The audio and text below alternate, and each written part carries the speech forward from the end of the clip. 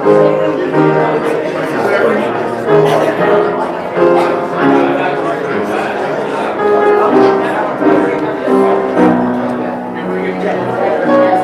room?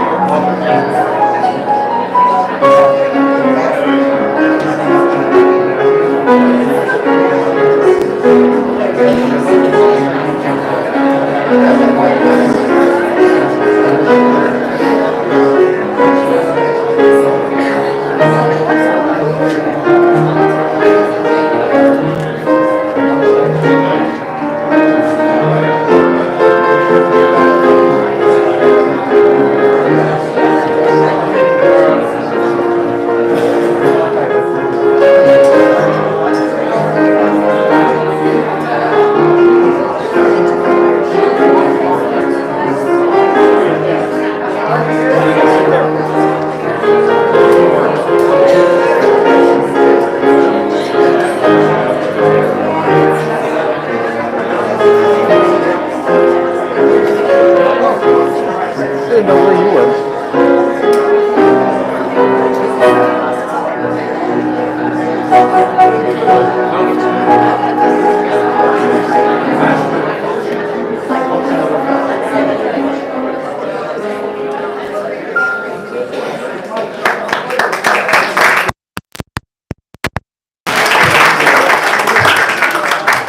Good morning, everyone.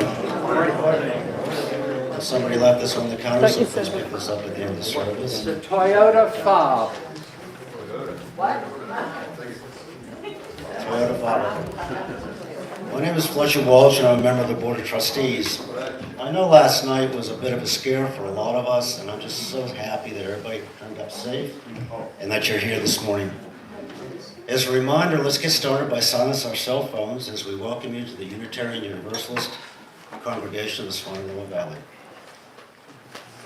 As Unitarian Universalists, we are united through our acceptance of diversity, equity, and inclusion.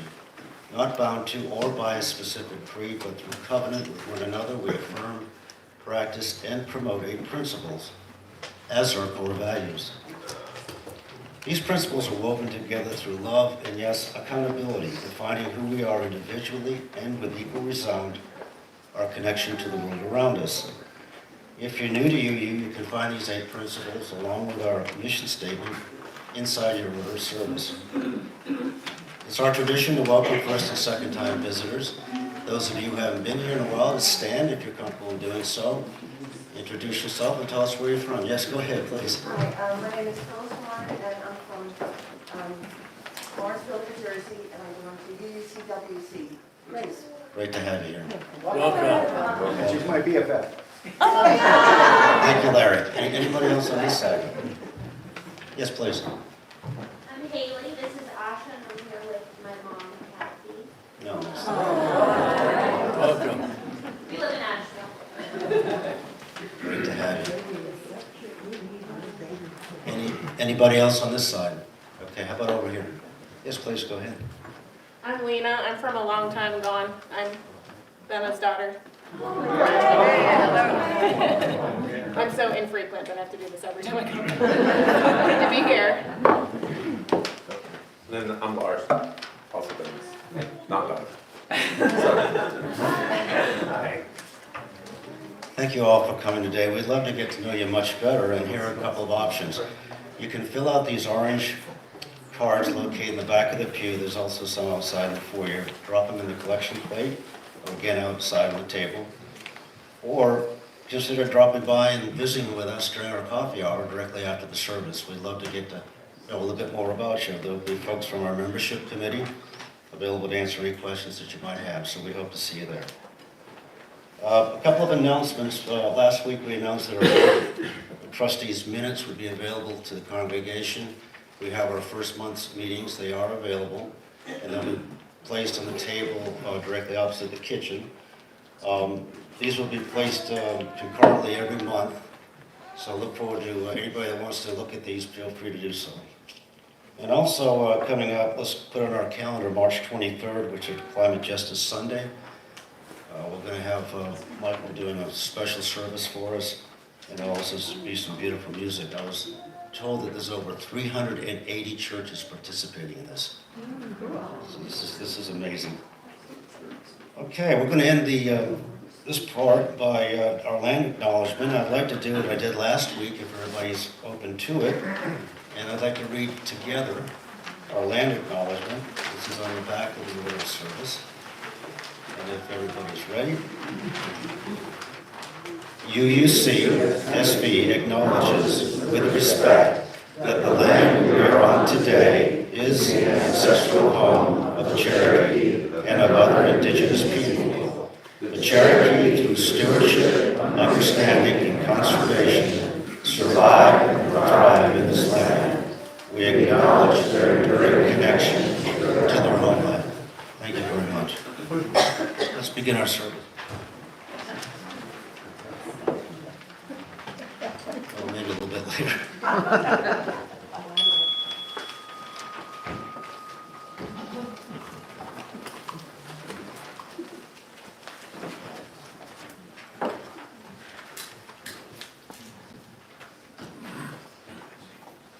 Good morning, everybody. Did you hear that wind last night? It sounded like December, but spring is coming.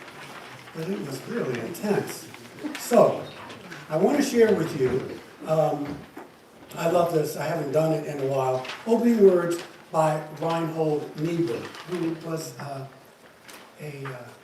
professor at my old aunt, Union Theological Seminary in New York. Nothing worth doing is completed in our lifetime. Therefore, we are saved by hope. Nothing true or beautiful or good makes complete sense in any immediate context of history. Therefore, we are saved by faith. Nothing we do, however virtuous, can be accomplished alone.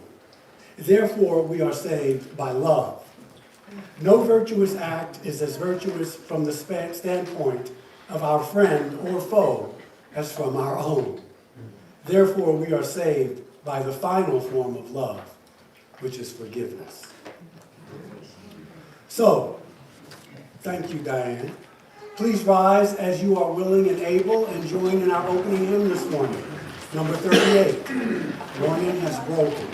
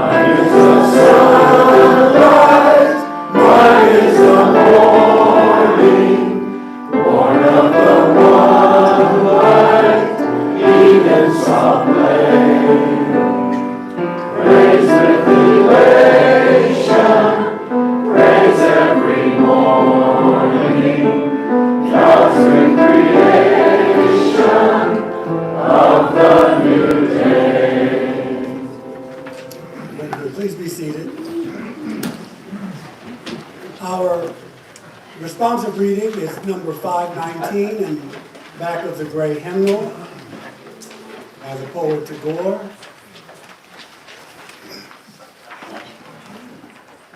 Let me not pray to be sheltered from dangers. Let me not beg for the stilling of my pain. Let me not look for allies in life's battlefield. Let me not crave in anxious fear to be saved. Grant me that I may not be a coward, feeling your mercy in my success alone. Okay.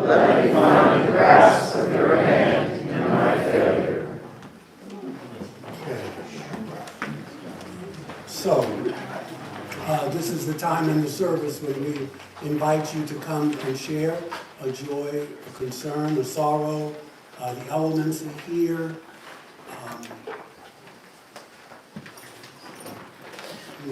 It's water. It's not a lot, but it's water, the stones, the fire, and the floor is yours.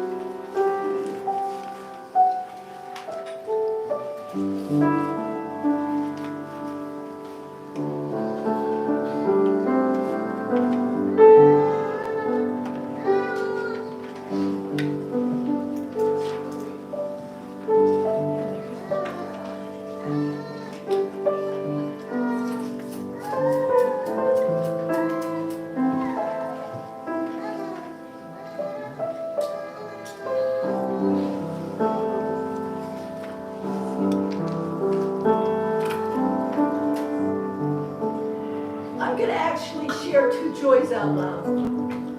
One is my children are here, both of them, my son and daughter. I'm absolutely delighted. And the second is I had back surgery, spine surgery, where the four bottom discs were fused. So Ouch. I'm delighted because I'm on the road to recovery as opposed to being tortured by sciatica.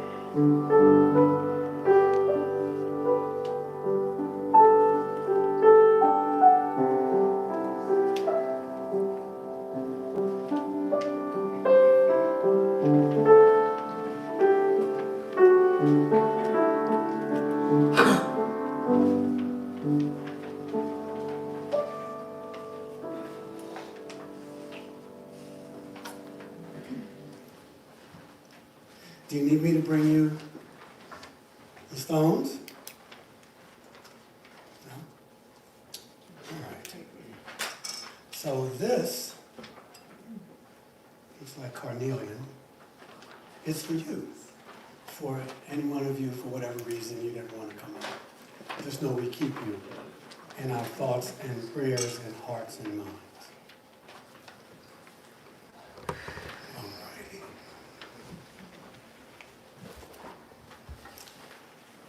I want to share with you a beautiful meditation by Brother John O'Donohue. And, as usual, we'll have our time of quiet afterwards. And we'll move on. So yeah, just however you set yourself up, just let this in. It's called For a New Beginning.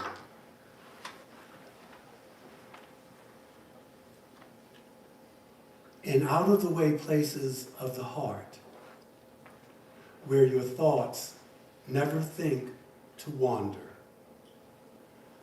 this beginning has been quietly forming, waiting until you were ready to emerge. For a long time, it has watched your desire, feeling the emptiness growing inside you, noticing how you willed yourself on, still unable to leave what you had outgrown. It watched you play with the seduction of safety and the gray promises that sameness whispered, heard the waves of turmoil rise and relent, wondered, would you always live like this? Then the delight when your courage kindled and out you stepped onto new ground, your eyes young again with energy and dream, a path of plenitude opening before you. Though your destination is not yet clear, you can trust the promise of this opening. Unfurl yourself into the grace of beginning that is at one with your life's desire. Awaken your spirit to adventure, hold nothing back, learn to find ease in risk. Soon you will be home in a new rhythm, for your soul senses the world that awaits you. And now, while our minds are one, for this brief moment, I leave you with the eloquence of silence.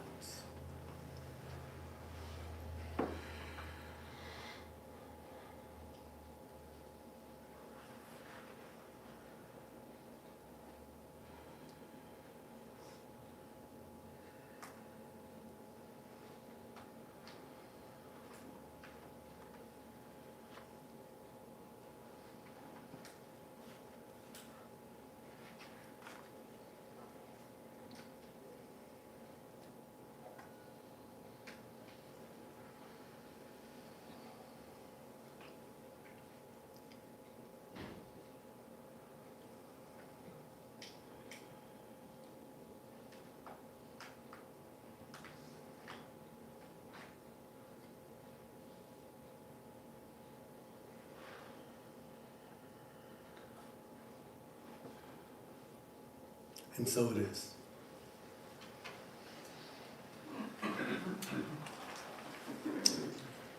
It's time to collect the offering.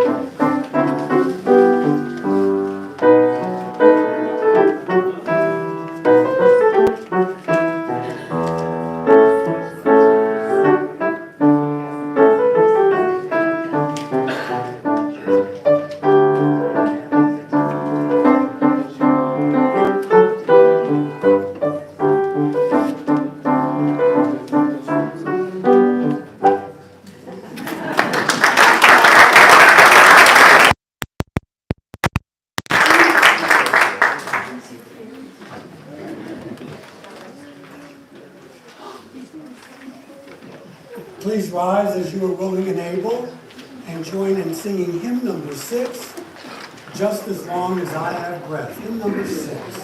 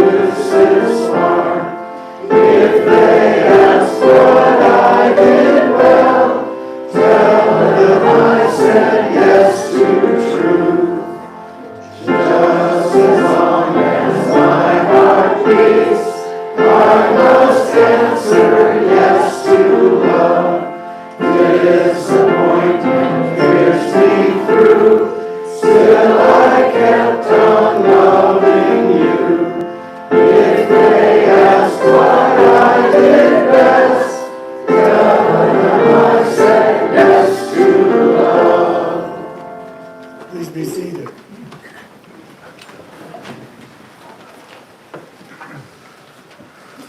I want to share with you some wonderful, wonderful jokes that I know you've been champing at the bit to hear all week. A friend said she didn't understand cloning. I told her that makes 2 of us.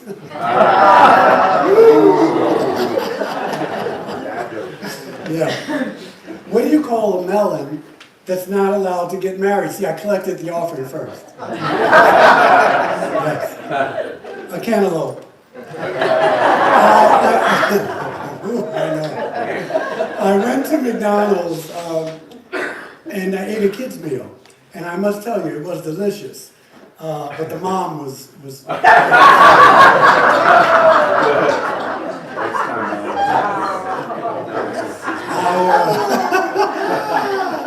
I asked my friend to spell wonton backwards. He said, not now. I want to share with, I know, it's only 2 more, just move on. And like you, I know that I've heard you mention, some of you mention this, I hate daylight savings time so much, I actually lose sleep over it. I know. And lastly, my first home had a 4-foot ceiling. I couldn't stand living there. And so I will delete these.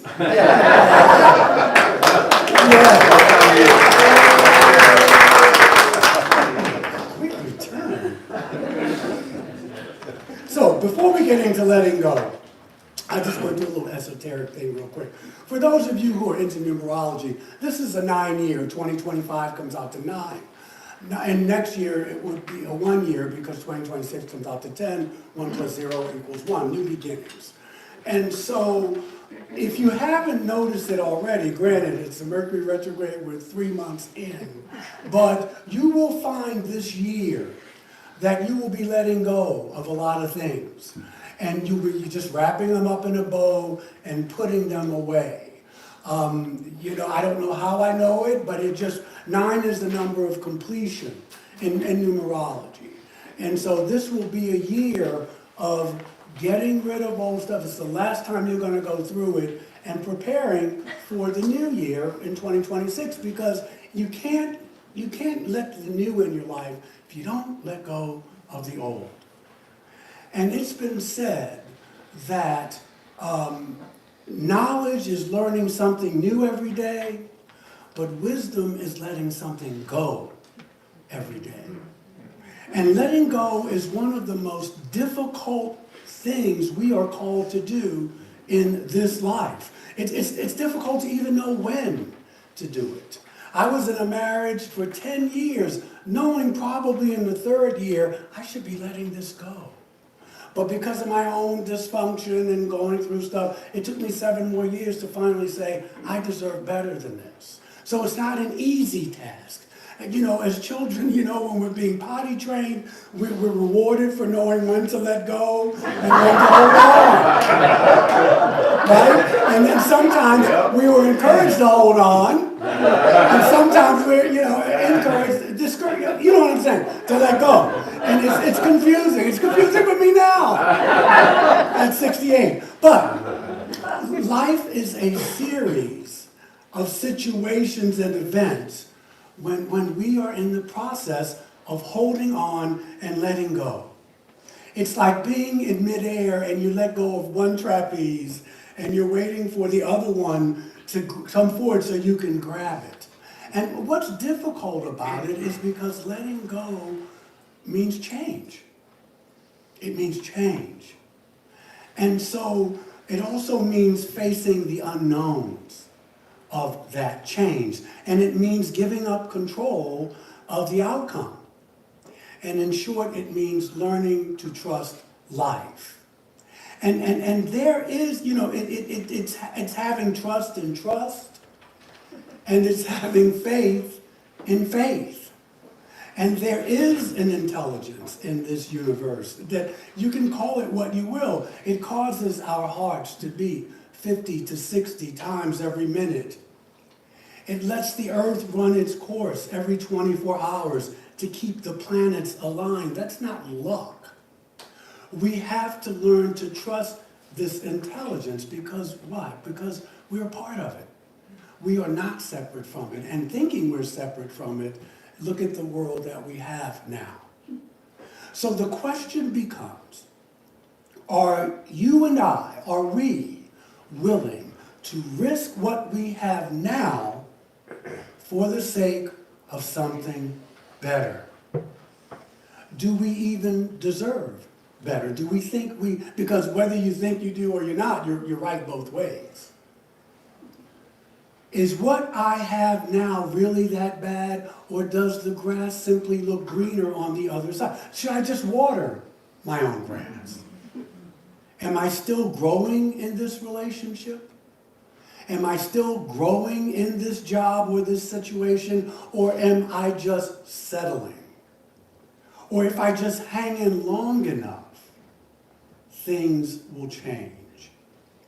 These are difficult questions and decisions to make, and they can be life-changing decisions. So I don't think I'm going out too far on a limb when I say that all of us, at one time or another, have overstayed a welcome, be it a relationship or a job. We are stuck and we will not move. And then sometimes life in its infinite wisdom brings a person or a situation our way that forces us to move on, to grow. We have the choice to go kicking and screaming, or we can go with the flow despite the fear of the unknown. I mean, in other words, it's let go or be dragged. The point is that wherever you go, there you are. And if you have not learned the lesson, the life lesson in a situation, you can move to Bora Bora, and the same lesson will follow you until you get it. I heard one therapist describe life as moving on from one set of problems to a better set of problems. And you can call them problems or challenges, lessons, whatever you call them, they are real. And we all must encounter them. It can be difficult to accept in certain situations and in certain conditions. You know, life can be like an old pair of shoes. At some point, they just don't fit.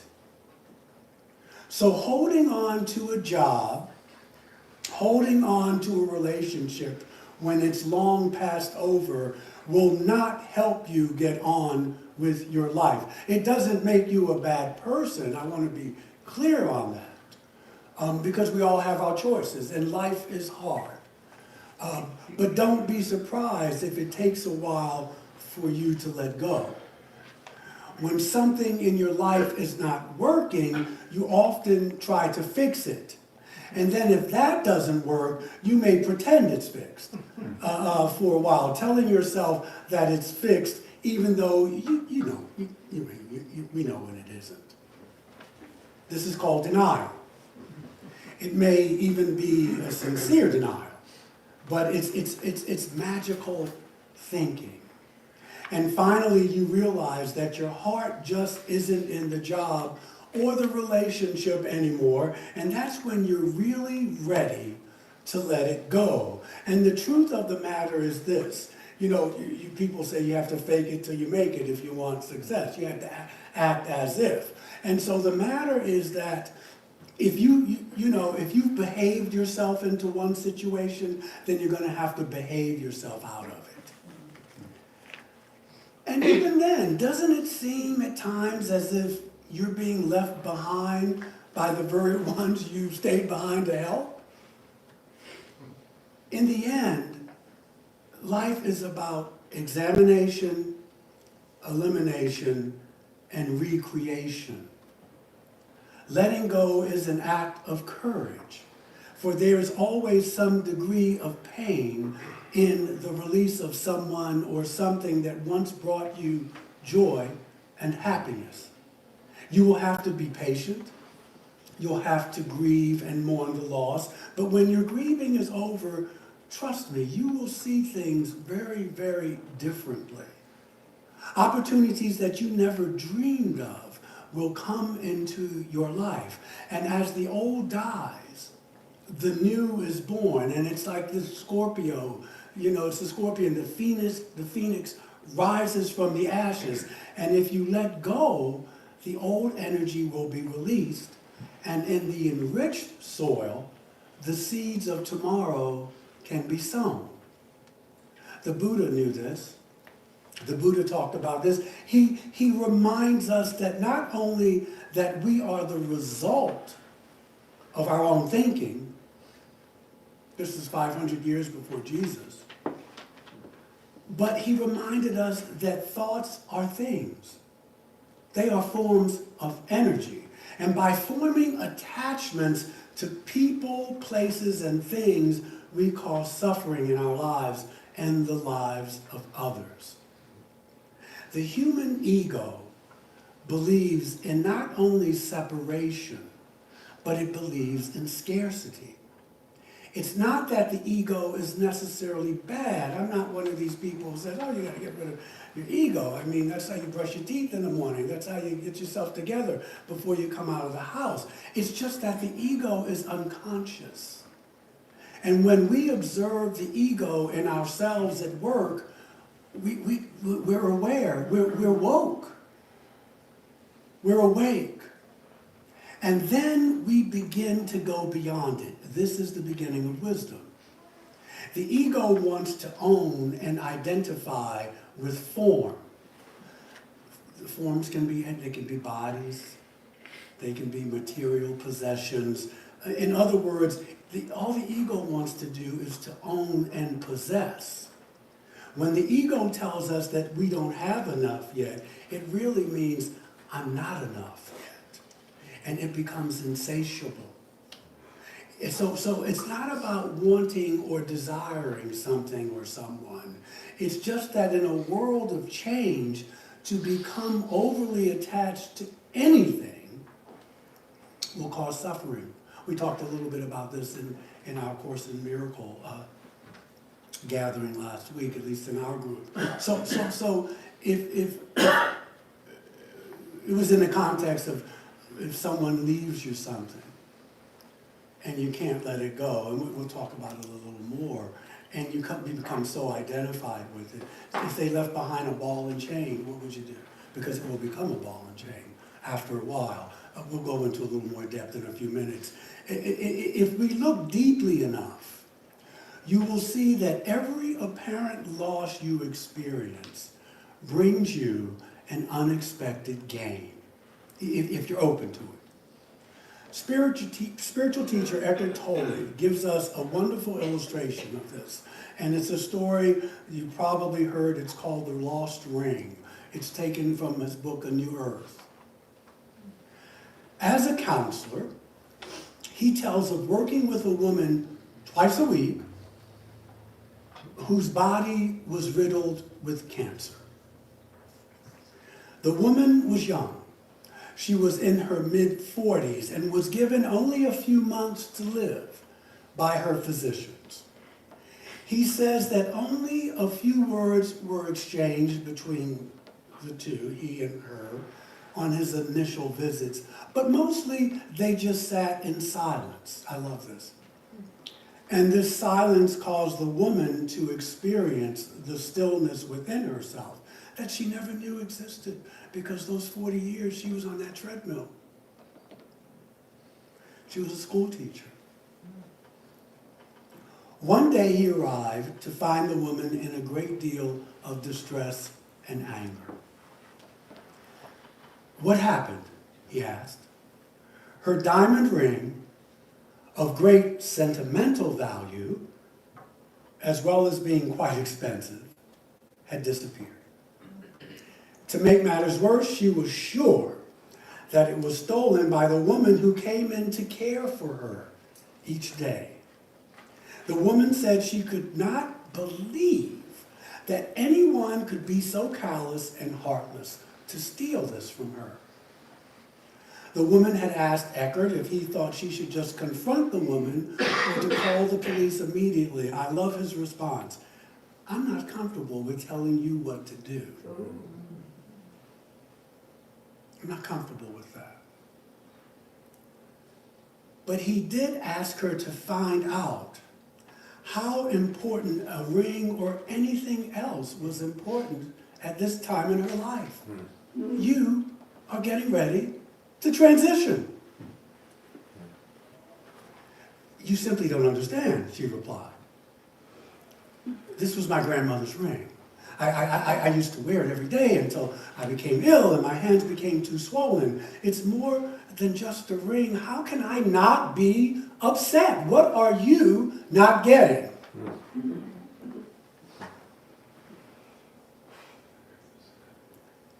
He said that the quickness of her response and the anger and defensiveness were clues to him that she had not yet been present enough to distance herself a bit from the event, to observe her feelings. The ego was at work through her anger and defensiveness. Eckhart said that he was going to ask her a few questions, but instead of answering them now, he says, I want you to see if you can find the answers within you. The answers, however, may not always come in the form of words, he told her. She said she was ready to listen. His first question, do you realize that you will have to let go of the ring at some point? Perhaps soon. The second question, how much time do you need before you will be ready to let it go? Will you become less when you let go of it? Has who you are really become diminished by its loss? He notes that there was a few minutes of silence after the last question. He says that when she started speaking again, there was a smile on her face, and she appeared to have become more peaceful. The last question made me realize something important, she said. She said, first, I went to my mind for the answer, and of course, your mind is going to say, of course I've been diminished. And then I asked myself the question again. Has who I am become diminished? This time I tried to feel rather than to think of the answer. Suddenly I could feel my I amness. She said, I never felt that before. She's letting go of the false personality, which we all have. It's just sometimes we believe it. We believe that this is really, I believe this is really me. She says, I can feel the I amness so strongly that who I am hasn't been diminished at all. I can still feel it now, something peaceful, but very much alive.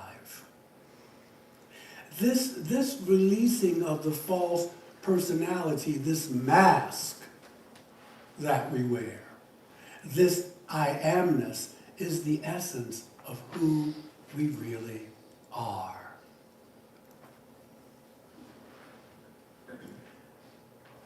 It goes beyond isms and labels.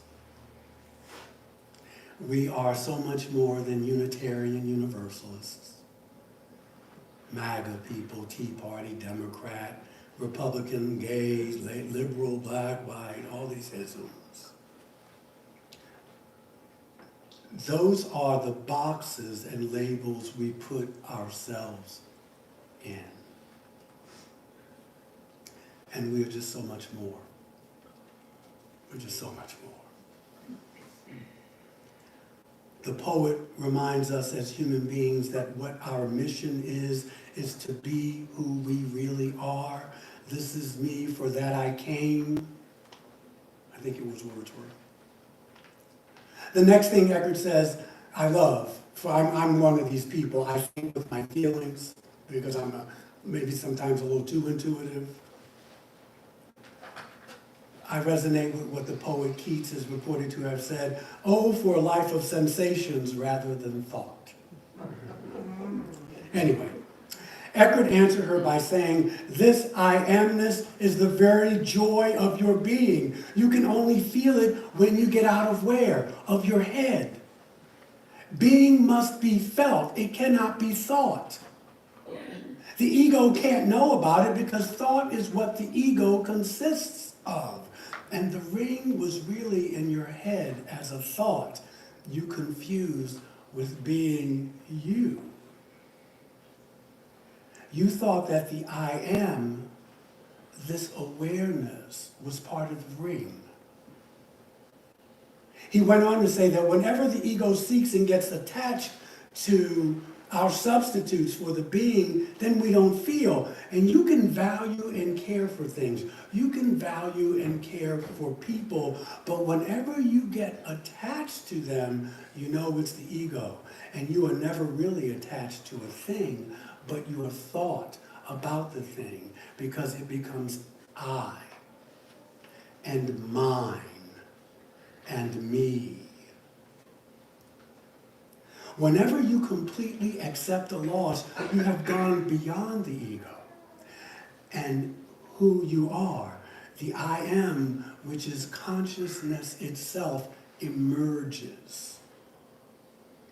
Letting things or someone go is an act of far greater power than defending it or hanging on. Sometimes you may have to say that through tears.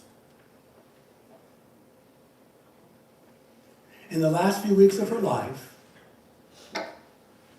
he says that her body became weaker, but she became more and more radiant, as if some inner light had been turned on. She gave away many of her possessions, and some to the woman she thought had stolen the ring.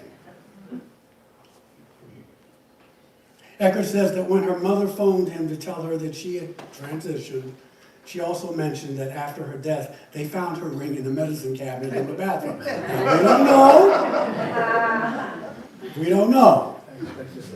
If the woman returned it, and we don't have to know. Yet one thing we do know, life will give you whatever experience is most helpful for the evolution of your own consciousness. We know that. That's not philosophy, that's quantum physics. How do you know this is the experience you need?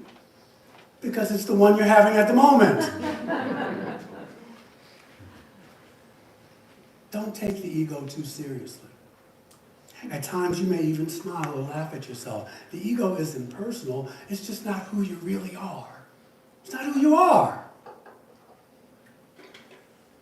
Life has its own rhythm. It does. If you let go, you will find it. But as we have noted, letting go is not always easy. But it doesn't mean that you give up on life. It only means you meet each moment as new. And in order to do that, you cannot be attached to what just happened. You can appreciate it. You can savor it. You can miss it and grieve over it. But you must let it go where it will.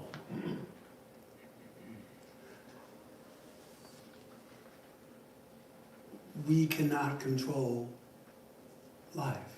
Let me say it again. You and I cannot control life. You can't. You'll go to your grave bitter, complaining that people aren't living the way you think they should. Control is resistance. And resistance is what? Future. See you there.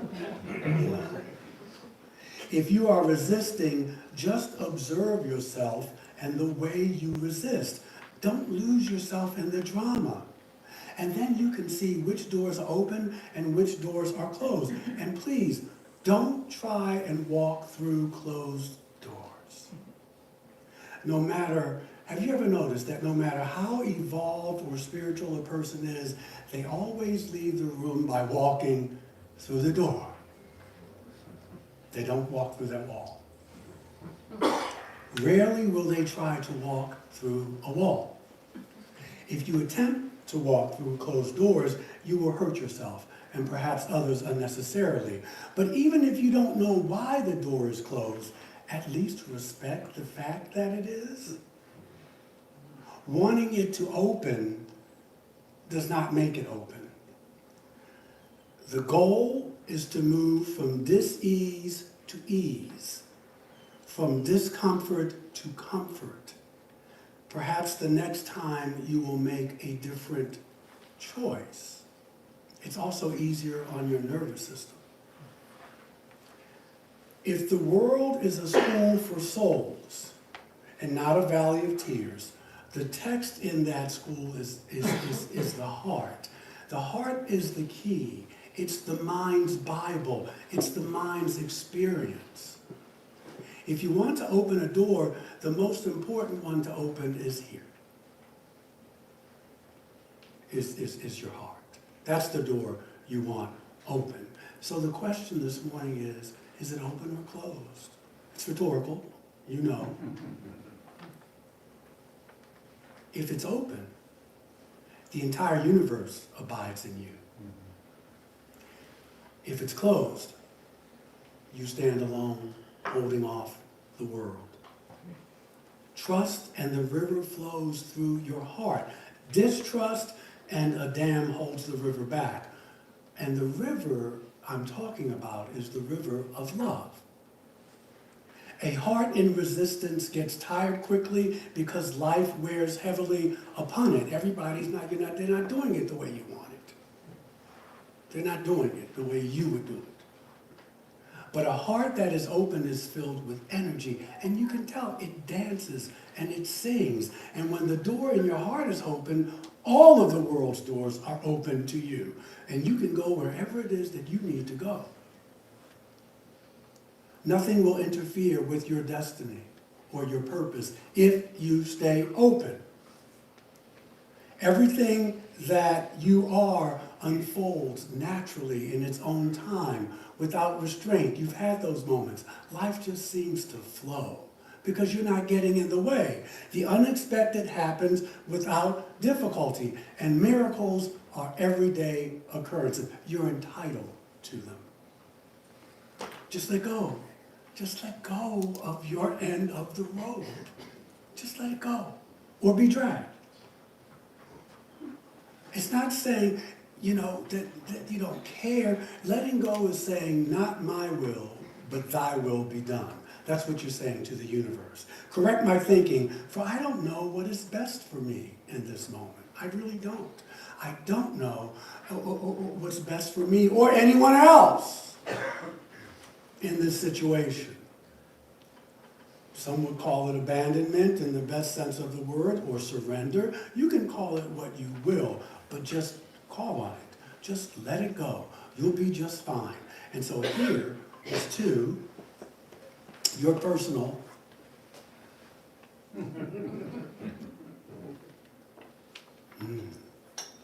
water. Sometimes on the weekends I rarely get a chance. Just let it go. You'll be fine. I toast your personal strength and your peace of mind through understanding and the elimination of all things that hindered or denied you your collective power. Elections, okay, other religious beliefs. It doesn't affect your greatness and your ability to have the courage to simply let go of your end of the rope. The late spiritual teacher and author Dwayne Dyer tells us that if you change the way you look at things, the things you look at begin to change. Don't let your struggle become your identity. Julian of Norwich. All will be well. And all will be well. And all manner of things will be well. Rumi. He's talking to me. The time for words is ended. No more words. Hear only the voice within. Amen. Amen. Ashe, and blessed be. Thank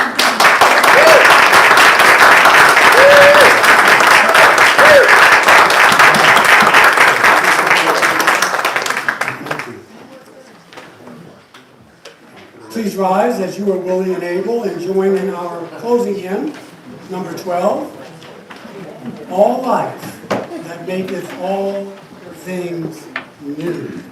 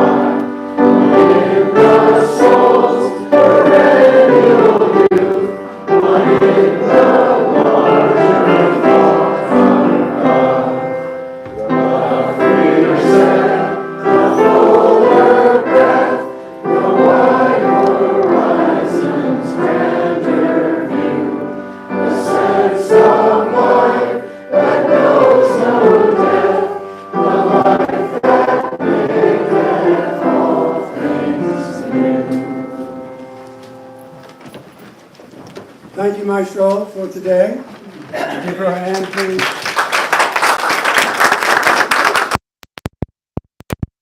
And now may love hallow every home and every heart. May the light of truth shine bright among us and bless you all with wisdom and strength and peace. Have a wonderful afternoon.